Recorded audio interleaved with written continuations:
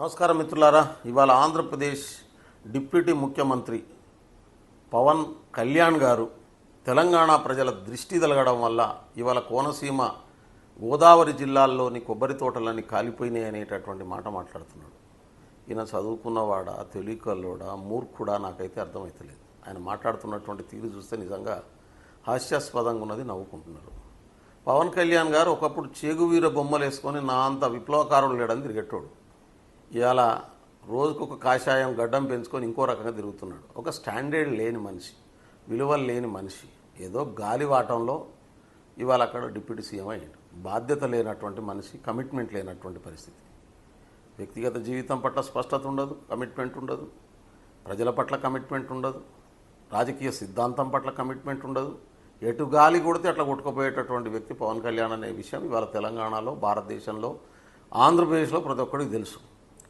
నువ్వు నీ వ్యవహారం ఎట్టానని ఉండవచ్చు కాక, కానీ తెలంగాణ ప్రజల్ని అవమానం చేసేటటువంటి మాటలు మాట్లాడితే ఖచ్చితంగా తెలంగాణ ప్రజలు ఊకోరు. తెలంగాణ ప్రజల్ని అవమానం చేసినందుకు వెంటనే క్షమాపణ చెప్పాల్సిందిగా నేను డిమాండ్ చేస్తూ ఉన్నాను. పవన్ కళ్యాణ్ గారు వెంటనే క్షమాపణ చెప్పాలి. నేను అంటా ఉన్నాను, దిష్టి తగిలితే చెట్టు చచ్చిపోతుందే, నాకు అర్థం కాదు.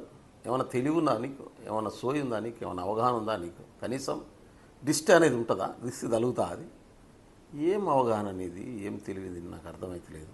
అంటే కొబ్బరి చెట్లు ఓన్లీ కోనసీమలోనే ఉంటాయి, తూర్పు పశ్చిమ గోదావరి జిల్లాలో ఉంటాయి అనుకుందాం, డెల్టా ప్రాంతంలో ఉంటాయి. ఇప్పుడు రాయలసీమ ప్రాంతంలో లేవు కదా, మరి రాయలసీమ ప్రజలకు కూడా కండు మండి నీ లెక్కలో. గుంటూరు జిల్లా పల్నాడు ప్రాంతంలో కూడా కొబ్బరి చెట్లు ఉండవు, మరి వాళ్ళ కండ్లు కూడా ఇప్పుడు గోదావరి జిల్లా మీద మండినాయా? పచ్చగా ఉన్నటువంటి అంటే ఎండిపోయినటువంటి ఉండే దగ్గర వాళ్ళందరూ కండు మండి అనేటటువంటి మాటకి ఏమైనా అర్థం ఉందా? తలకాయ ఉందా? మెదడు ఉన్నటువంటి వాళ్ళు మాట్లాడే మాటలేనా ఇవన్నీ?